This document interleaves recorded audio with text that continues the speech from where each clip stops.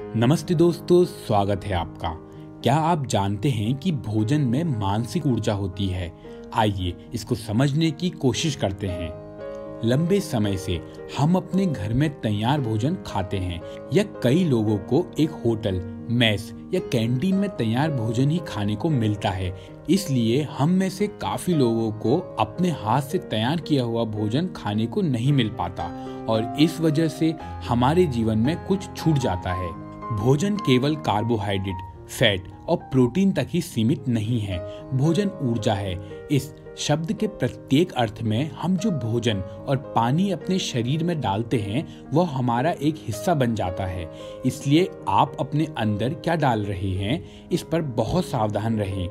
भारतीय भोजन मुख्य रूप से शाकाहारी है और हर सब्जी एक दवा है। जैसे हल्दी, लहसुन आदि औषधीय गुणों से भरी हुई है।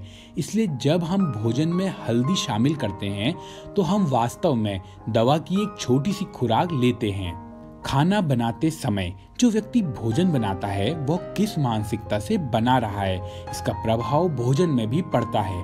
अपने परिवार के लिए खाना बनाते समय माँ या पत्नी के मन में आम तौर पर प्यार होता है। वह जानती है कि वह अपने प्रियजनों के लिए खाना बना रही है और वह अपनी जिम्मेदारी समझती है। इसलिए उसके प्यार की भावना भी भोजन में प्रवेश करती है। इसे भोजन की आभा या ऑरा भी कहा जा सकता है। लेकिन शायद एक कमर्शियल रसोई में एक ओवरवर्क्ड कुक अपने मालिक को कोस सकता है या सिर्फ पैसों के लिए ही काम कर रहा है, ऐसी भावनाएं उसके मन में रहती होगी और ये नकारात्मक भावनाएं भोजन में भी प्रवेश करती है। आप में से कुछ लोगों ने यह महसूस किया होगा कि आप एक महंगे रेस्तरां में गए, एक अच्छी डिश ऑर्डर करी और अच्छी भी लगी, लेकिन संतुष्ट करने में विफल रही क्योंकि भोजन की ऊर्जा गलत थी।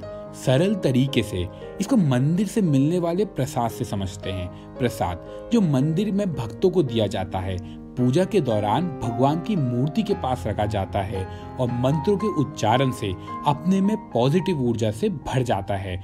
कम मात्रा होने पे भी यह भोजन हमारी आत्मा को तृप्त कर देता है। कई भारतीय रसोई में आज भी देवी अन्नपूर्णा की एक छोटी सी मूर्ति होती है ताकि पकाने वाला व्यक्ति देवी को याद करे और यह काम भी करता है। अन्नपूर्णा का शाब्दिक अर्थ है वह जो भोजन से ब्रह्मांड को पूरी तरह से संतुष्ट करती है। लेकिन सबसे अच्छा भोजन जो आप कभी खाएंगे वह भोजन जिसे आप अपने हाथों से पकाते हैं। यह भोजन आपकी अपनी ऊर्जा है और आप जानते हैं कि आप स्वयं इसे खाने जा रहे हैं। तो आपके भीतर रहने वाली उच्च आत्मा यह सुनिश्चित करती है कि तैयार भोजन आपके लिए सर्वोत्तम है। और फ्रोजन फूड और माइक्रोवेव रेडी फूड की इस दुनिया में हम खुद से बनाया हुआ भोजन को प्राथमिकता कम देने लगे हैं।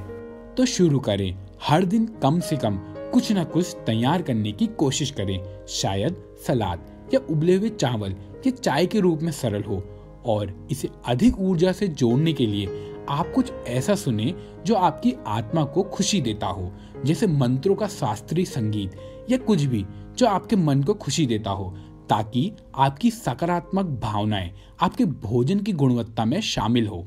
कुछ ऐसा खाएं जो आप खुद से रोज तैयार करते हो और आप इस सेल्फ हीलिंग से काफी अच्छा महसूस करेंगे। धन्यवाद।